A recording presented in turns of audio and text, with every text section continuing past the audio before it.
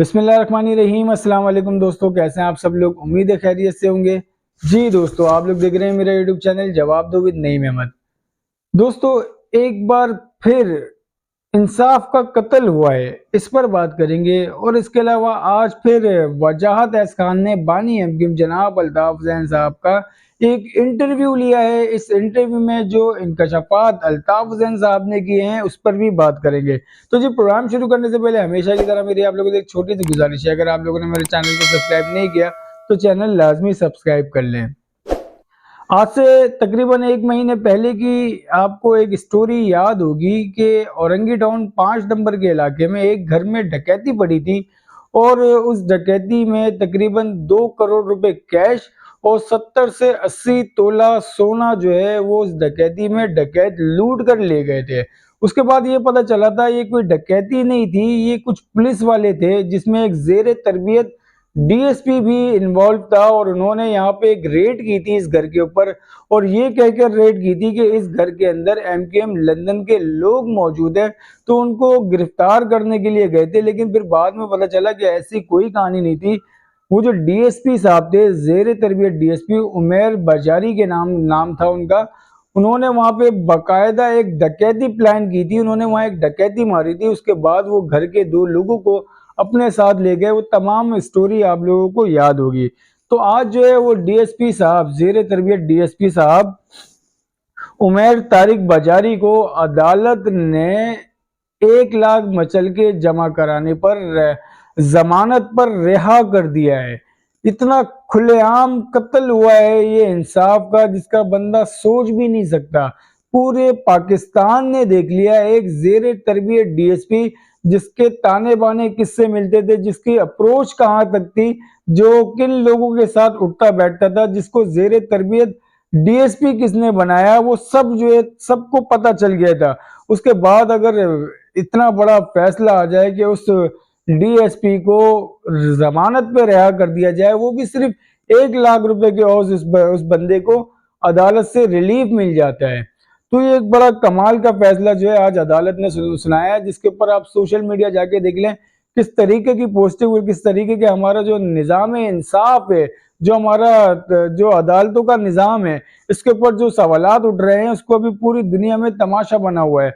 हर कोई बंदा जो है वो यही कह रहा है कि यार ये डीएसपी के हवाले से तो उन्हीं दिनों में सब कुछ सामने आ गया था। लेकिन अब इतलात ऐसी आ रही है कि जो मुद्दई था इस मुकदमे का, जिसने ये मुकदमा मतलब जिसके घर पे डकैती पड़ी थी, उन घर वालों ने, उस मुकदमे के मुद्दई ने ये जो डीएसपी है उमैर तारिक बाजारी, इसको शनाख्त करने से इनकार किया है। इस वजह से ये डीएसपी जो है इसको जमानत पे रिहा किया गया है। अब सोचने की बात ये है ना कि अगर शनाख्त नहीं किया तो उससे क्या फर्क पड़ता है। नहीं किया उसने शनाख्त, यहाँ का निज़ाम क्या है, यहाँ का निज़ाम सब जानते हैं। यहाँ का निज़ाम तो जो मुद्दई है उसने शनाख्त नहीं की। इस तरह के तो हजारों फिल्में, हजारों ड्रामे जो हैं वो बन चुके हैं जिसपे देखा जा सकता है मुद्दई को किस तरीके से ब्लैकमेल किया जाता है, मुद्दई को किस तरीके से डराया धमकाया जाता है, मुद्दई को मारने की धमकियां दी जाती हैं, उसके बच्चों को मारने की। इस तरह के मामला जो है वो ड्रामों में दिखाए जा चुके हैं। हो सकता है, मैं ये नहीं कह रहा ऐसा हुआ है, मैं कह रहा हूं कि इस तरह के मामला तो ड्रामों में दिखाए जाते हैं। उसके बाद क्या होता है ड्रामों में कि मुद्दई जो है वो शनाख्त करने से इनकार कर देता है और जो मुजरिम होता है वो फिर जमानत पे रिहा हो जाता है। तो हो सकता है इसी तरह का कोई सीन हुआ हो। लेकिन ये एक जो मामला हुआ है, ये डीएसपी को सिर्फ 1 लाख मचल के जमा कराने पे जमानत मिल गई, ये एक बहुत बड़ी बात है। अब जी बात कर लेते हैं बानी एमकेएम जनाब अल्ताफ हुसैन साहब का। आज एक और इंटरव्यू हुआ और ये इंटरव्यू फिर से लिया है वजाहत एहस खान ने। और ये इंटरव्यू लाइव तो नहीं हुआ, ये इंटरव्यू रिकॉर्डेड था। और ये इंटरव्यू समझ लें आज सुबह तकरीबन 10 बजे वजाहत एहस खान के जो अपना यूट्यूब चैनल है वहां से शाया किया गया। और इस इंटरव्यू में बहुत बहुत कड़क सवाल किए गए वजाहत एहस खान की तरफ से, जैसे कि वो करते हैं हमेशा। तो वजाहत एहस खान ने जो इंटरव्यू का आगाज किया तो उन्होंने कहा कि अल्ताफ के जो वर्ड आते हैं वो 5 वर्ड आते हैं। पहला आता है ए से वो स्टार्ट लेंगे, उनका जो सवाल होगा वो होगा आर्मी अप्रोच। फिर दूसरा वर्ड आता है एल, जिससे वो बात करेंगे लंदन इन्फ्लोरेंस के नाम से कि अब क्या होने वाला है। फिर आता है टी, टेक्नोलॉजी के हिसाब से वो अल्ताफ हुसैन साहब से सवाल करेंगे। फिर ए दोबारा आ जाता है, उसके बाद आता है एफ के एमकेएम यानी अल्ताफ हुसैन साहब का फ्यूचर क्या होगा। तो जी पहला सवाल जब ए से शुरू होता है तो आर्मी के हवाले से शुरू होता है कि आपसे कोई आर्मी के लोगों ने आपसे अब तक कोई राब्ता किया है, और उसके उसकी उसी वजह से, उस राब्ते की वजह से आपने जो कोरंगी में रैली निकाली थी। तो उसका बानी एमकेएम जनाब अल्ताफ हुसैन साहब ने जवाब दिया कि नहीं, मुझसे किसी किस्म का किसी भी टाइम किसी भी इस्टेब्लिशमेंट के बंदे से कोई भी राब्ता नहीं हुआ। और वो जो बात होती है कि कोरंगी की आवाम ने जो रैली निकाली थी वो उनका खुद का फैसला था, उन्होंने खुद से रैली निकाली और जिसकी सजा वो आज तक भुगत रहे हैं, और वो मुख्तलिफ अदालतों में जा रहे हैं और अपनी पेशियां भुगत रहे हैं। उनका कसूर ये था कि उन्होंने खुद से जो है वो मोहब्बत में, अल्ताफ हुसैन की मोहब्बत में वो रैली निकाली। उनका कसूर ये था शायद कि उन्होंने पाकिस्तान के झंडे भी उठाए हुए थे, शायद यही उनकी गलती थी, वो ये समझते हैं बानी एमकेएम। और फिर उसके बाद वो कहते हैं कि एमकेएम पाकिस्तान ने कहा है कि अल्ताफ हुसैन और पीटीआई के वफादारों को रोका जाए तो हम डिलीवर कर सकते हैं। वजाहत एस अली खान जो है वो सवाल करते हैं। दूसरा सवाल कि एमकेएम पाकिस्तान के जो मुस्तफा कमाल हैं वो ये कहते हैं कि अगर अल्ताफ हुसैन और पीटीआई के जो वफादार लोग हैं उनको रोका जाए तो हम कराची में और सिंध में डिलीवर कर सकते हैं। तो इसके बारे में आप क्या कहेंगे, ये सही है? तो वो कहते हैं कि आपने जो पहला वाला सवाल किया, जो पहली खबर, अच्छा ये जो वजाहत एस खान ने कहा था कि जो मैं सवालात आपसे करूंगा, ये जो डाउन न्यूज की जो एक पूरा एक कॉलम छपा था पिछले दिनों में, उसको इन्होंने कोट किया है कि उसमें कुछ खबरें छपी हैं। उसमें ये खबर भी छपी है कि जी ये जो मुस्तफा कमाल साहब ने कहा कि हम डिलीवर कर सकते हैं, उसके हवाले से सवाल किया। तो अल्ताफ हुसैन साहब कहते हैं कि पहली वाली जो आपकी खबर थी जिसमें आर्मी के हवाले से आपने पूछा कि कोई राब्ता किया गया है, तो उस पर वो खबर आपकी गलत थी। ये जो दूसरी खबर है कि एमकेएम पाकिस्तान ने कहा है कि अल्ताफ हुसैन के जो वफादार हैं उनको रोका जाए और पीटीआई के लोगों को रोका जाए तो हम डिलीवर कर सकते हैं, ये खबर सही है, ये बानी एमकेएम कहते हैं। और फिर बानी एमकेएम कहते हैं कि बाकी बात रही राब्ते की, ये आप जरा गौर से सुनिएगा। बानी एमकेएम कहते हैं अगर मेरा किसी से कोई भी राब्ता, एस्टेब्लिशमेंट से अगर मेरा कोई राब्ता होता है तो मैं बिल्कुल खुल के कहूंगा कि हाँ मेरा राब्ता हुआ है। मैं छुप के डील करने वाला बंदा नहीं हूँ, मैं छुप के कोई बात नहीं करूंगा। मेरे जो भी मुतालबात होंगे, जो भी मुज़ाकरात होंगे, वो मैं आवाम के सामने रखूंगा। अगर मुझसे किसी ने कोई राब्ता किया तो मैं आवाम के सामने रखूंगा कि हाँ जी मुझसे राब्ता हुआ है, ये कहा अल्ताफ हुसैन साहब ने। इसके बाद जो है वजाहत एस खान कहते हैं कि चलें मैं जो हूँ एक एक नाम लेके कहा वजाहत एस खान ने कि मैं एक इदारे का एक बड़ा बंदा बन के आपको कॉल करता हूँ और आपसे कुछ सवालात करूंगा तो उसके आप क्या जवाब देंगे। फिर वजाहत एस खान जो है वो एक इदारे के खास बंदे बनकर अल्ताफ हुसैन साहब से सवाल करते हैं कि जी हमें आपकी ज़रूरत है कराची में, आप बोलें आप क्या डील लेना चाहेंगे, आपके क्या पेशकश होगी, हम आपको जो है वो दोबारा इन करना चाहते हैं। लेकिन माइनस मतलब इमरान खान नहीं होगा उसमें। इमरान खान के हवाले से कहते हैं कि जो बिग बॉस हैं वो इमरान खान के हवाले से कुछ बात करने नहीं चाहते। अब आप बताएं आप क्या करेंगे, क्योंकि अल्ताफ हुसैन साहब आप लोगों ने देखा होगा ना कि वो मुस्तकिल इमरान खान के हवाले से बड़ी आजकल उनके मतलब फेवर में बहुत ज़्यादा बातें कर रहे हैं, तो इसलिए उन्होंने ये सवाल किया। तो उस पर अल्ताफ हुसैन साहब जवाब देते हैं कि मैं आपको कहता हूँ कि आप अपने बिग बॉस से जाके बात करें और बिग बॉस जाके आप उनको मेरा मैसेज दें कि पाकिस्तान के लिए अच्छा होगा कि आप अल्ताफ हुसैन को भी इजाज़त दें, आप इमरान खान को भी इजाज़त दें, बाकी आपकी मर्जी है। तो वो फिर पूछते हैं कि अगर इमरान खान को नहीं लाते, आप बताएं आप अपनी आवाम के लिए इमरान खान के बगैर सियासत करना चाहेंगे? तो वो उस पर अल्ताफ हुसैन साहब जो हैं वो रजामंद नजर आए, जिसमें वो कहते हैं हाँ लेकिन मैं फिर एक बार कहूँगा कि सबको बराबर का मौका मिलना चाहिए, सबके साथ इंसाफ होना चाहिए।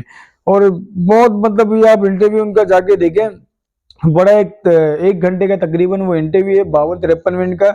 और उसमें वो कहते हैं कि इदारे के लोगों को मैं ये कहूँगा कि आप जाके जो है वो खुद सिविल ड्रेस में जाके एक दौरा कर लें और वहाँ के लोगों से ना मालूमात कर लें। आपको दूध का दूध और पानी का पानी हो जाएगा कि आवाम जो है वो किसके साथ खड़े हैं और आवाम किसके साथ नहीं खड़े। और बाकी उन्होंने फिर कहा कि अगर बात रही राब्तों की, तो अगर राब्ता मेरा हुआ किसी से तो मैं ज़रूर बताऊंगा। उसके बाद वजाहत असकान ने उनसे पूछा कि आप जो उम्मीदवार खड़े करने जा रहे हैं अपने, और सुना ये है कि आपने तड़ी लगाई है। वजाहत असकान कहते हैं कि आपने तड़ी लगाई है कि अगर आपके उम्मीदवारों को रोका गया तो आप बाइकआउट कर देंगे। इस पे आप क्या कहेंगे? तो उस पर अल्ताफ हुसैन साहब कहते हैं, देखिए बाइकआउट जो है वो हमारा आईनी हक है। अगर इस तरह के मामला जो है वो बनाए गए, इस तरह का माहौल बनाया गया, अगर मेरे उम्मीदवारों को रोका गया, उनको इलेक्शन में हिस्सा नहीं लेने दिया गया, और यही माहौल जो है अगर वो पीटीआई के साथ भी रहता है, तो फिर हम पीटीआई को देखेंगे कि पीटीआई क्या कर रही है, उसके बाद फिर अपना जो लाएमल है फिर वो हम देंगे। फिर वजाहत असकान ने उनसे एक और अहम सवाल किया। उन्होंने कहा कि अगर आपके पास पीटीआई के लोग अगर आपसे रब्ता करते हैं और आप जाहिर है पीटीआई को जो है वो सीट एडजस्टमेंट की जरूरत तो नहीं पड़ेगी पीटीआई को, लेकिन पीटीआई को कराची में जो है उसकी जो जोर है ना वो बहुत कम है। पीटीआई जो है कराची में बहुत कमजोर है, तो उसके लिए हो सकता है अल्ताफ हुसैन साहब की जरूरत पड़ी है। अगर पीटीआई आपसे राब्ता करती है तो आप उनको क्या जवाब देंगे? अगर वो आपको कहते हैं कि आप और पीटीआई मिल के काम करें, तो आप उन्हें क्या जवाब देंगे? अल्ताफ हुसैन साहब से सवाल होता है। तो अल्ताफ हुसैन साहब कहते हैं, देखिए मैं अकेला फैसला नहीं करता, जो मेरी राब्ता कमेटी है वो तमाम लोग बैठ के जो है वो तमाम मामला देखते हैं, और उसके बाद वो जो फैसला करते हैं उसकी तौसीक मैं करता हूँ। तो मेरी राब्ता कमेटी जो फैसला करेगी मैं उसकी तौसीक करूंगा, जो भी फैसला वो राब्ता कमेटी करे। लेकिन उन्होंने फिर कहा कि बाइकआउट जो है हमारा आईनी हक है। इसके अलावा बानी एमकेएम जनाब अल्ताफ हुसैन साहब ने एक और बात की। बानी एमकेएम अल्ताफ हुसैन ने कहा कि मैं 22 अगस्त 2016 के बाद मैंने कई बार माफ़ी मांगी, मैंने बहुत बार माफ़ी मांगी है, मैंने माफ़ीनामा लिख लिख के दिया है। मैंने राहिल शरीफ साहब को माफ़ीनामा लिख के दिया, मैंने बाजवा साहब को भी कई बार माफ़ीनामा लिख के दिया। अगर इतनी बार मैं अल्लाह से भी अपने किसी बड़े गुनाह की माफ़ी मांगता तो मुझे माफ़ कर दिया जाता। ये अल्फाज हैं अल्ताफ हुसैन साहब के। उन्होंने कहा कि अगर मैं किसी बहुत बड़े गुनाह भी कर देता मैं, और इतनी बार अल्लाह ताला से मैं माफ़ी मांगता, तो अल्लाह ताला भी मुझे माफ़ कर देते। ये इंटरव्यू दिया आज बानी एमकेएम जनाब अल्ताफ हुसैन साहब ने। बड़ा तवील इंटरव्यू था। इसमें जो अहम बात है वो यही है कि जो मैंने आपको शायद अपने एक ब्लॉग में पहले भी बताया था कि अगर अल्ताफ हुसैन साहब के नुमाइंदों को रोका जाता है, उनको इजाज़त नहीं दी जाती, तो वो बाइकआउट भी कर सकते हैं या वो पीटीआई को सपोर्ट भी कर सकते हैं, क्योंकि ये उनका plan A, plan B, plan C होगा ना। प्लान ए तो इनके अपने आज़ाद उम्मीदवार होंगे, प्लान बी फिर हो सकता है इनका बाइकआउट का, और प्लान सी हो सकता है इनका जो तहरीक इंसाफ है उनको लोगों को सपोर्ट करने का हो। इस तरह के मामला अभी चल रहे हैं। वजाहत असकान ने इनसे कहा भी कि कोई खबर दें आप कि कोई मतलब राब्ता हो रहा है, मतलब डाउन न्यूज़ ने कोई ऐसे तो कॉलम नहीं छाप दिए ना कुछ पता होगा। फिर अब वजाहत असकान ने इस बात का भी जिक्र किया कि पहले कभी ऐसा नहीं होता था कि एमकेएम जो अपने कैंडिडेट खड़े करती थी वो मिडिल क्लास लोगों को उनके कैंडिडेट होते थे जिनके पास पैसे नहीं होते थे। लेकिन अब ये सुनने में आ रहा है, जो डॉन न्यूज़ ने लिखा है, कि जो अभी मौजूदा एमकेएम पाकिस्तान है वो अपने कैंडिडेट से 35-35, 30-30 लाख रुपए की डिमांड कर रही है। तो ये क्या चक्कर है? क्या आपके पास फंड्स नहीं है? तो इसका भी बानी एमकेएम ने जवाब दिया कि जितने भी टोले टोलियां जो भी है ना, मतलब सिर्फ उनका इशारा एमकेएम या किसी और की तरफ, मतलब सिर्फ एमकेएम की तरफ नहीं है उनका इशारा, वो इस्तेकाम पाकिस्तान पार्टी को भी टोला कहते हैं। और वो कहते हैं कि जितने भी इस तरह की पार्टियां होती हैं उनको फंड्स की कमी नहीं होती, उनके पास पैसा बहुत होता है। तो हमने तो कभी भी, वो कहते हैं कि जब बाप की उंगली पकड़ के बंदा चलता है तो कामयाब होता है, जब बाप की उंगली छोड़ देता है बंदा तो वो नीचे गिर जाता है। तो उनके कहने का मकसद ये है कि अब बाप की उंगली नहीं पकड़ी हुई उन्होंने, तो वो इसलिए पैसों की डिमांड कर रहे हैं।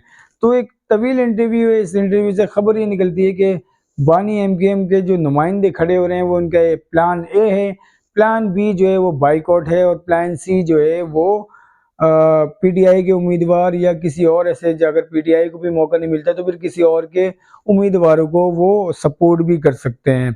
तो जी अब देखते हैं। इसके अलावा बानी एमकेएम ने जो कागजात नामजदगी जमा कराने की तारीख है उसमें भी 15 दिन की तोसी करने की बात की है और उन्होंने कहा है कि मैं इलेक्शन कमीशन ऑफ पाकिस्तान से मुतालबा करता हूं कि कम से कम 15 दिन बढ़ाए जाए, क्योंकि बहुत सारे मामलात होते हैं कागजात वगैरह के हवाले से, तो ये 3-4 दिन में ये होना मुमकिन नहीं होता।